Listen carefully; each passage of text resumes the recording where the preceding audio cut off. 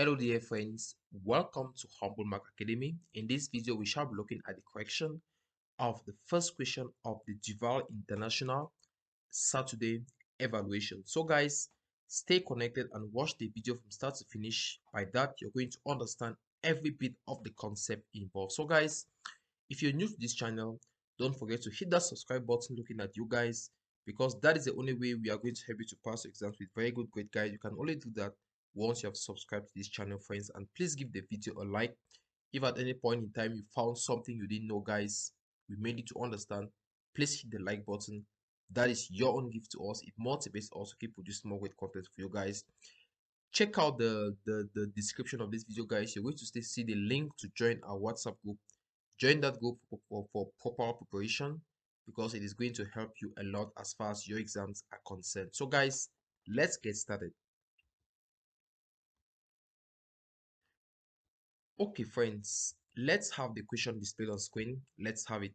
Okay, now friends, the question reads that given that alpha and beta are the roots of the quadratic equation ax squared plus bx plus c equal to 0, we should show that lambda mu b squared equal to ac into lambda plus mu squared, where alpha over beta is the same like lambda over mu, and the Roman using that in mapping g such that r goes to r excluding 2, where g is defined by g of x equal to 2x minus 1 over x plus 1, where x is not equal to -1. We should show that g is a bijective function.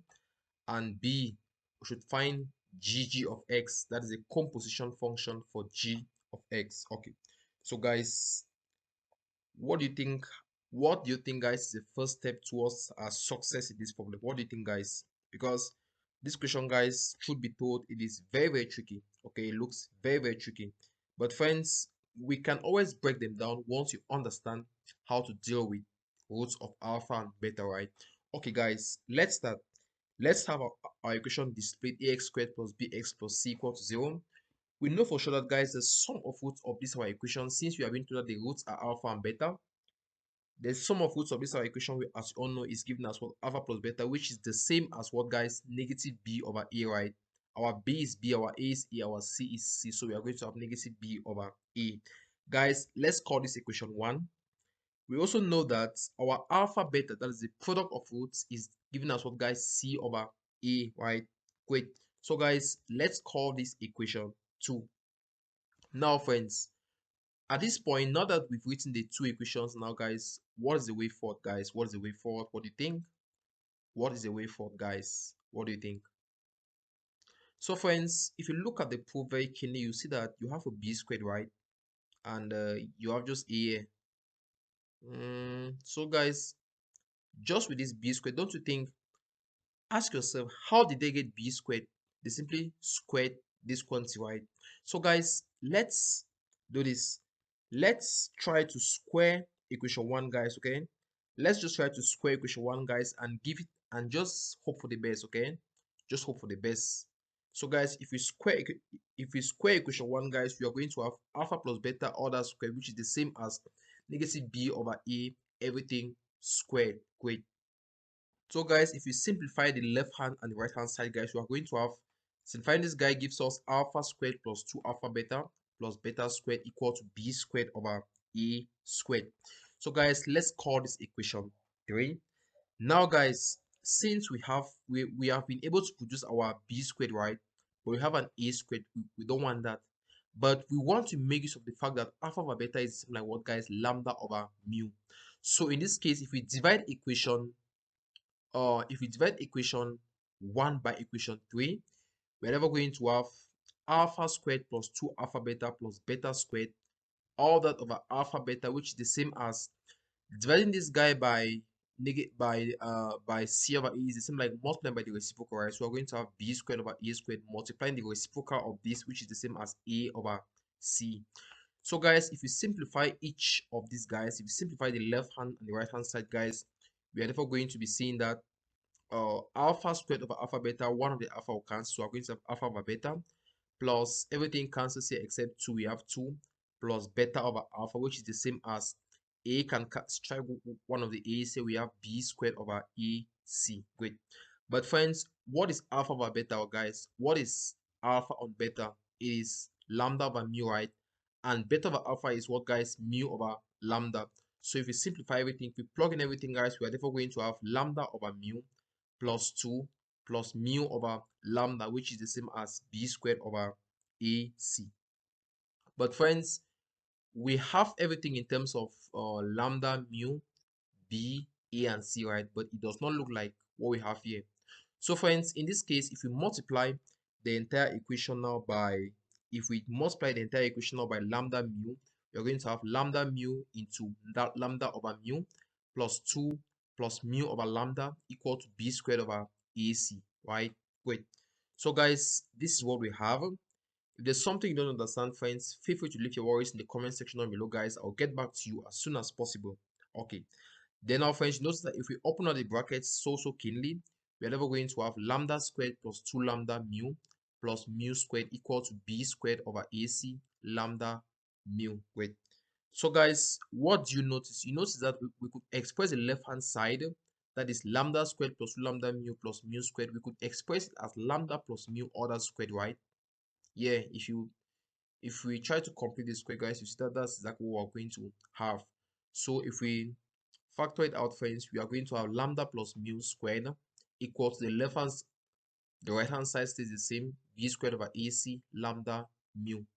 So friends, at this point now, if we multiply all through by ac, we're never going to have ac into lambda plus mu squared equal to b squared lambda mu. So guys, this is the proof, right? But let's write it formally by reversing the sides, friends. If we do that, we are going to have lambda mu b squared equal to ac into lambda plus mu, all that squared, guys, as required. Okay, that's the proof, guys. That's the proof. So friends, this question was very tricky, right? It was very tricky, guys. I must say I didn't just get the answer directly as I'm presenting here, guys. Should be told, okay? Should be told. I actually did about two ways. That's I actually used about two methods that didn't work before I had to stop for some time to reason the problem, okay, to reason it. So guys, that's it. Then now the next part is saying that in mapping g such that r goes to r excluding 2, where g is defined by g of x equal to 2x minus 1 over x plus 1, we should show that g is a bijective function. So guys, generally, if g is a bijective function, it therefore means that it has to be surjective and injective. Okay, now guys, let's have our function g of x equal to that. Let's now try to test for injectivity, guys. Let's say, guys, for injectivity, if we suppose that two elements, let's say x comma y, belongs to the set of real numbers, guys, our g of x is said to be injective if and only if g of x is the same like g of y. That therefore implies, guys, x has to be the same as y. Great. So guys, we have to pick two elements which you can call that x and y, which belongs to the set R. If this our g of x is injective, therefore means that, guys, g of x has to be the same as what g of y, which importantly implies x is equal to y. So guys, our g of x is what, guys?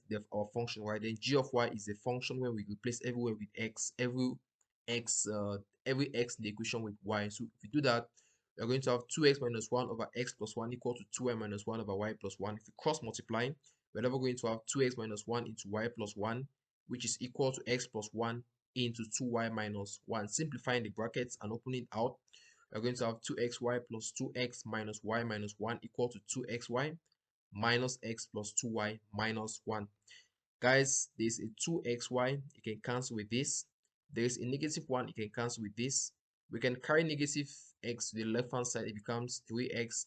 Carry minus y to the left hand side becomes 3y. So if you do that, we are going to have 3x equal to 3y. Simplifying that means we have x to be the same as y, guys, as required. Okay, means this our function is injective. Okay, now guys, let's test for subjectivity. Okay, let's test for subjectivity. Keep in mind that for subjectivity, guys, we simply want to make sure that our principal goal for subjectivity is to show that the range of this our function is the same as the codomain. Keep in mind that the codomain is a set of all values except negative 2, okay, except negative 2. Except 2, sorry, okay, different from 2 or except 2. Okay, now guys, now that we've proven this, to get the range of this our function, guys, we have to know that the range of a function is given as a domain of its inverse. So we have to start by getting the inverse function.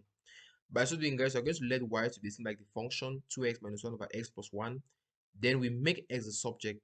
What we get in terms of x now becomes the inverse function. So if we cross multiply, guys, we're going to have xy plus y equal to 2x minus 1. If we bring the terms that contain x to the left hand side and the terms containing y to the right hand side and simplify and factorize, we are going to have x into y minus 2 equal to negative 1 minus y. If we divide all through by y minus 2, guys, and don't forget, guys, don't forget that we have to replace all the y's back with x, and we equally multiply all through by negative, we are going to have our g inverse of x to be same like 1 plus x over 2 minus x. Keep in mind that this x here were replaced from y back to x, okay? This is what we have. Now, guys, since we have our inverse function g of x, we could state that the domain or the range of our function is simply going to be what? All real numbers different from 2, right? Except 2, because if we equate this denominator to 0, we are going to have 2 minus x equal to 0. Solving for s, guys, gives us our x to be the same like 2. Means this our function can take all real numbers except 2. So this is the range of our function. Oops, guys, do you see that this range is the same as the codomain of the function? Wait, so it is both the same, right? It is both the same. It never means that what, guys, the function is surjective. Keep in mind that for surjectivity, we simply want to test if the range is the same like the codomain. Now that we've tested and it is true, we can conclude that it is surjective. Okay. Now, guys, since our function is both surjective and injective, we can say that the function is bijective. Great, guys, great. So it is bijective. It's very, very important. Okay. Now, guys, let's look at B. Friend, before you look at the B part, keep in mind that a function is said to be bijective if it is surjective and injective. Okay, great. The B part is saying that we should find g of x. Okay, so guys, this is g of x equal to 2x minus 1 over x plus 1. G composite g of x simply means that we should take the function g of x and substitute it into the function g of x. G of x is what, guys? 2x minus x over x plus 1, right? We are going to substitute this whole function back into the function g of x anywhere we see x.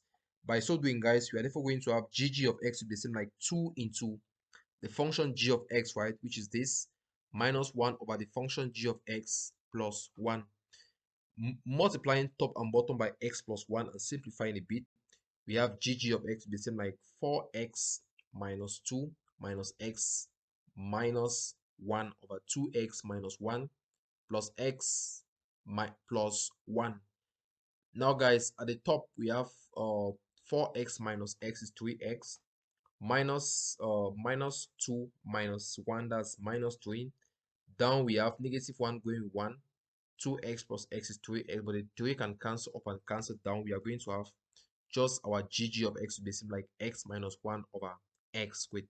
So, guys, that is a composite. That's the composition of the function g of x.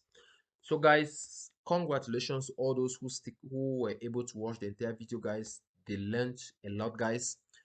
Feel free to reach out to me in the comment section down below, guys. I'll leave a link to my WhatsApp contact in the description of this video for your convenience. If there's something you don't understand, friends, let me know in the comment section down below. I'll make sure you understand by explaining in a more detailed manner for you alone to understand. So, friends, have a blessed day.